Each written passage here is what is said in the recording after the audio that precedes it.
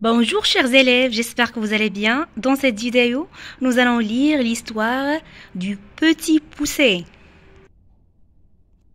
Il était une fois un bûcheron et sa femme qui vivaient avec leurs 5 enfants dans une maisonnette. L'aîné de la fratrie n'avait que 10 ans et le plus jeune n'en avait que 7. Ce dernier était aussi petit que le pouce. Et c'est pourquoi son père le nomma le petit poucet. La famille du bûcheron devenait de plus en plus pauvre avec le temps. Un soir, le bûcheron se mit d'accord avec sa femme pour abandonner leurs enfants dans la forêt. Ils allaient exécuter cela pendant la matinée. Ils vont revenir aussitôt pour ne pas voir leurs enfants mourir de faim devant eux. Le petit poucet entendit furtivement l'accord de ses parents. Il passait la nuit en réfléchissant à un plan pour revenir, lui et ses frères, à la maison jusqu'à ce qu'on trouva un. Le matin, il alla à la plage et remplit ses poches de petits cailloux, puis il regagna la maison. Après quelques minutes, les parents dirent aux enfants d'aller avec eux à la forêt ramasser du bois. Chemin faisant, le petit poucet se mit à baliser le chemin avec les petits cailloux qu'il avait empochés la veille.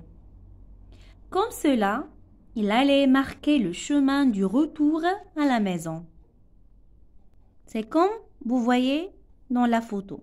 Il lance les pierres pour marquer le chemin du retour à la maison. Quand les parents furent arrivés à la forêt, ils abandonnèrent leurs enfants. Les enfants se mettaient à pleurer quand ils virent leurs parents repartir seuls. Mais le petit poucet esquissa un léger sourire, puis commença à suivre les cailloux avec lesquels il avait marqué le chemin. Ramenant ses frères à la maison, sains et saufs. Tout à coup, après quelques jours, le pauvre bûcheron et sa femme guidèrent leurs enfants à la même forêt et les réabandonnèrent. Le petit poucet ne trouva alors rien à jeter pour se souvenir du chemin. Le petit poucet prit ses frères et se ruèrent vers cette maison qui était habitée par un monstre géant. Le petit poucet frappa à la porte de la maison. Aussitôt, une femme vint leur ouvrir. Petit poucet lui dit en implorant: « Chère dame, nous nous sommes perdus dans cette immense forêt et nous vous demandons l'hospitalité et la nourriture jusqu'à demain matin. » La femme du grand monstre eut pitié d'eux jusqu'à larmoyer. Elle les a donc fit entrer à sa maison pour y dormir et manger pendant cette nuit-là. Quand le monstre fut revenu, il s'attabla et commença à regarder tantôt à gauche, tantôt à droite.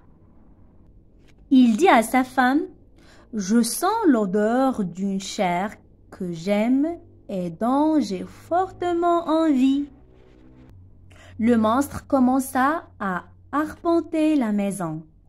L'odeur du petit poucet et ses frères l'attira.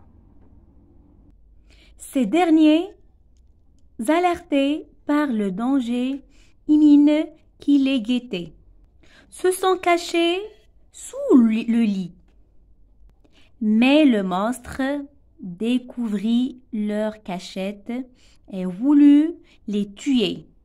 C'est alors que sa femme proposa: Attends jusqu'à demain matin et je te les préparerai tous commodément. Quand la femme du monstre eut convaincu son mari, elle fit sortir Petit Poucet et ses frères afin de se sauver. Ils se sont enfuis et réfugiés dans une caverne imprenable. Quand le monstre hideux les eut atteints, il ne put entrer dans la caverne grâce à sa petitesse. Il dormit alors par terre en épiant les petits fiards par l'ouverture étroite de la caverne. Il était rouge de colère. Le monstre attendait devant la porte de la caverne. Quelques heures après, il s'assoupit en entendant son ronflement. Les enfants surent qu'il dormait profondément. Petit Poucet sortit de la caverne et non sans peine déchaussa le dormeur géant. Il amena la chaussure du monstre à sa femme et lui dit que son mari était pris en otage par de méchants malfaiteurs. Pour le délivrer, ces malfaiteurs demandaient une rançon. Inquiète pour son mari, elle le crut.